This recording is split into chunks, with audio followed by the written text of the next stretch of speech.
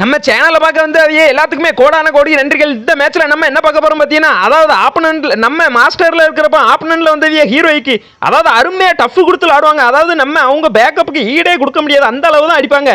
அதாவது இந்த இடத்துல நான் டப்புன்னு பொட்ட கேரக்டர் குரோனாவை போட்டு நல்ல ஒரு கிரெனேடு குக் பண்ணி நல்லா போட்டு போட்டு போட்டு போட்டு டப்புன்னு ஒரு ஆள் டவுன் ஆகிட்டாவ. அவங்களுக்கு நல்ல டேமேஜ், அதாவது அடி அடின்னு அடித்தாலும் கூட அதில் நம்ம கில்ல எடுக்க முடியல. என்ன பண்ண, அவங்க பேக்கப்புக்கு ஈடே ஆக முடியல. நம்ம டீம்காரனால வாங்கல, எல்லாம் வாங்க வாங்க வாங்கன்னு கூப்பிடுறேன். ஆஹா, நான் வரையே மாட்டேன், ஒன்று அடிப்பேன் இல்லாட்டி சாவுவேன் அப்படின்ற மாதிரி தான் விளாண்டுக்கிட்டு இருந்தான்ல. இல்லை ஹெல்ப் மீன்லாம் போட்டு பார்க்க, ஆஹா கண்டுக்கிட்டே மாட்டேன். இல்லை நாங்களே அவனை அடிச்சிருவோம்ல, நீ செத்தா கூட பரவாயில்ல, நாங்கள் அடிச்சிருவோன்ற மாதிரி அவனை ரிவே பண்ணாமல் செய்கையில் இருக்கான்ல. என்னத்தை பண்ண, அங்கே பாருங்க ஊக்காங்க போட்டு எவ்வளோ அழகாக வாராவ பாருங்க. ஆப்பனன்ட்ல உள்ளவிய டப்புன்னு டபுள் பிஸ்டல் வச்சுங்க. நம்ம ஊக்காங்காவது கீக்காங்காவது நான் புள்ளையே கையாளாக இருப்போன்ற மாதிரி புள்ள கண்ணாலே சுட்டு போட்டு அவனை கொண்டு போட்டாங்க. அதுக்கப்புறம் என்னத்தை பண்ண, அப்படியே ஓடுன்னு ஓடிக்கொண்டே இருப்போம், தாவுவோம் தாவிக்கொண்டே இருப்போம் அப்படின்ற மாதிரி தான் ஓடிக்கிட்டே இருக்கோம். என்னத்தை பண்ண, நம்ம டீம்காரனை கூட போனால் இந்த மேட்சை கொஞ்சமாக ஜெயிக்க முடியும் அப்படின்ட்டு எனக்கு நல்லா தெரிஞ்சு போச்சு. சரி நம்ம டீம்காரனை கூட போவோம் அப்படின்ட்டு நானும் போக ஆரம்பிச்சிட்டேன். நம்ம தனியாக போனால் கொண்டுருவானு, அதாவது ஆப்பனன்ட்ல வந்து ஹீரோவுக்கு அதாவது நல்லா பேக்கப் கொடுத்த டீமாக விளாடுறாங்க. நம்மளோட டீமாக விளாண்டாதான் கண்டிப்பாக மேட்சை ஜெயிக்க முடியலாது, ஜெயிக்கையாவது போக முடியும் அப்படின்ட்டு தான் நானும் போக ஆரம்பித்தேன். அங்கே பாருங்கள் நம்ம டீம்காரரு ஒரு ஆள் மட்டும் ரொம்ப சுற்றி வராரு. அதாவது முதுகுக்கு பின்னாடி போய் சுற்றி போய் முதுகுக்கு பின்னாடி அடிக்கலான்னு தான் அந்த ஆளோட ஸ்ட்ராட்டஜி. அது மட்டும் நல்லா தெரிஞ்சு, அது அப்படி இல்லைனாலும் லாங் ரேஞ்சு கொடுக்கலாம் அப்படின்ட்டு தான் நம்ம ஆள் பேக்லேயே நிற்காப்புல. நானும் என்னத்தை பண்ணேன், இதில் இருந்து ஒரு க்ளோவில் போட்டேன். இந்த வீட்டு மாடியில் ஒரு 3 பேர்கிட்ட 4 பேர்கிட்ட இருந்தான்ல. நானும் என்னத்தை பண்ணேன், கிரெனேடு தூக்கி போட்டுடலாமா போட வேண்டாமான்னு யோசனை டபுள் மைண்ட் ஆகிட்டேன். அதுக்கப்புறம் சரி என்ன நடந்தால் பரவாயில்லன்ட்டு நல்லா குக் பண்ணி தூக்கி வீசினா கடைசியில் பார்த்தா ஒரு பயனும் அதில் இல்லை.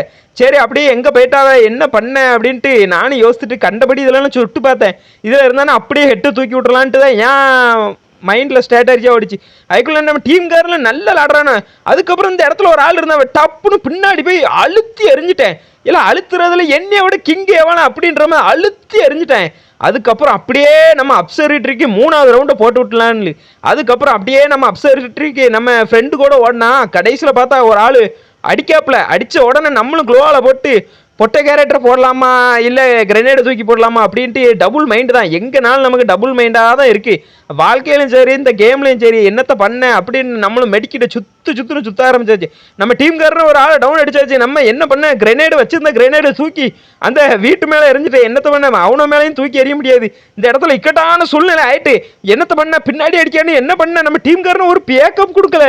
இல்லை பாவி பயிரோலா, இல்லை ஒரு அழுத்துற முடியும்டா, அழுத்தி எரிஞ்சாச்சு. அதுக்கப்புறம் நம்மளும் அப்படியே அவியலை கில்ல எடுத்து விட்டு சரி நம்மளும் எவனும் வரவாண்டான்லா தெரில, ஆனால் நம்ம ஒரு மெடிக்கெட்டை போட்டுக்கிடும், சேஃபாக ஆடணும், சேஃபு முக்கியம் பிகிலு அப்படின்ற மாதிரி தான். சேஃபாக இருந்து விளாண்டாதான் கண்டிப்பாக பூயா எடுக்க முடியும்னு எனக்கு நல்லாவே தெரிஞ்சிட்டு. அதுக்கப்புறம் நம்ம டீம்காரங்களே பாதி பேர்த்த நம்ம ஒரு ஆளை அடித்தாலும் இன்னொரு ஆளை அவனை டீம்காரனை முடிச்சிட்டானு. மிச்சம் 2 பேர் தான் ஆம்பளைனில் இருக்கான்ல. அதுக்கப்புறம் நானும் இங்கேருந்து ஒரு ஆளுக்கு டேமேஜ் கொடுத்து பார்த்தா அவனை கரெக்டாக க்ளோவெல்லாம் போட்டான்ல. அதுக்கப்புறம் நம்ம என்னத்தை பண்ண, திருப்பி நம்ம டீம்காரனாலே கூடயே நிற்போம், என்னத்தை பண்ண அப்படின்ட்டு நானும் அப்படியே ஆடிக்கிட்டே இருந்தேன். திருப்பி நம்ம டீம்காரனை ஒருத்தனை டவுன் அடிச்சிட்டான்ல. ஆனால் எனக்கு ஒரு கான்ஃபிடென்ஸ் இருந்துச்சு, நம்ம 3 பேர் அவனு 2 பேர் தான் அப்படின்ட்டு நான் கணக்கில் நானும் விளாட ஆரம்பித்த உடனே நம்மளே டவுன் அடிச்சிட்டான்ல. நம்ம என்னத்தை பண்ண, அப்படியே டவுன் அடித்து டவுன்லேயே தான் கிடந்தோம்.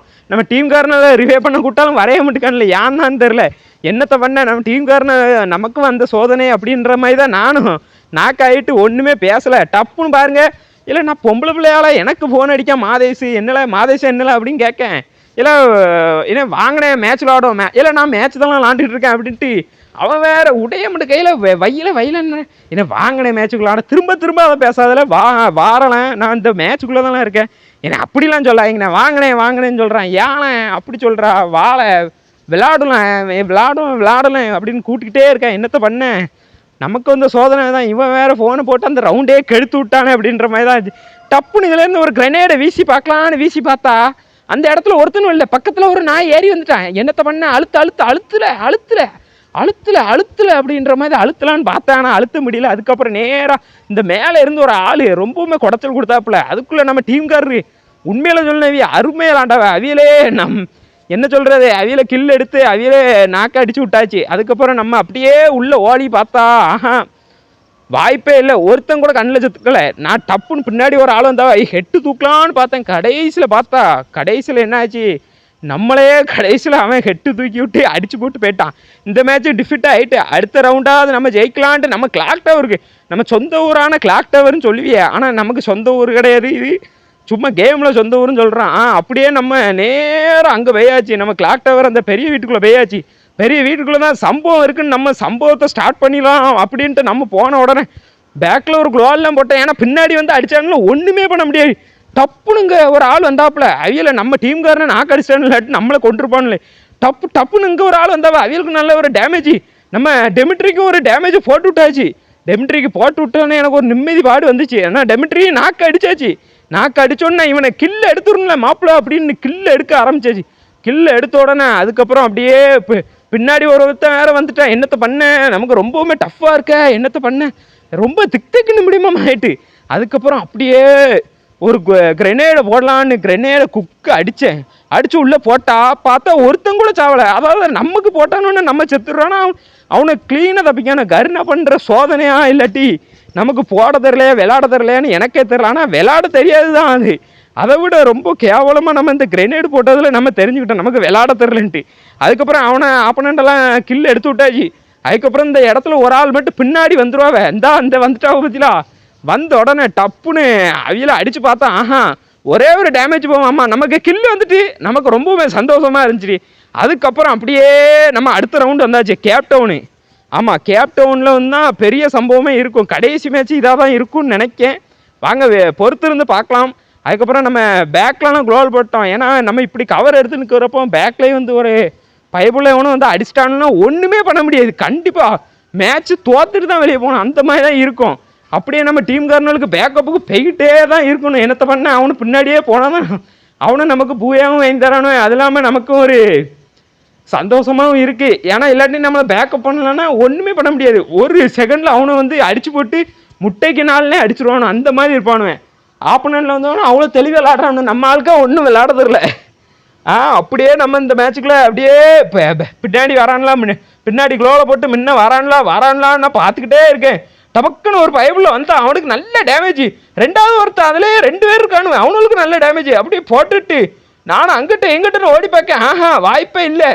வெளியில் போனால் அடிச்சிருவானு எனக்கு தெரிஞ்சுட்டு பின்னாடி ஒரு ஆள் வந்தாவ சர்ன்னு போய் கிருன்னு அழுத்தினேன். நானும் அழுத்தினேன், அவனை அழுத்தினான். நான் டவுனு, அவனும் டவுனு.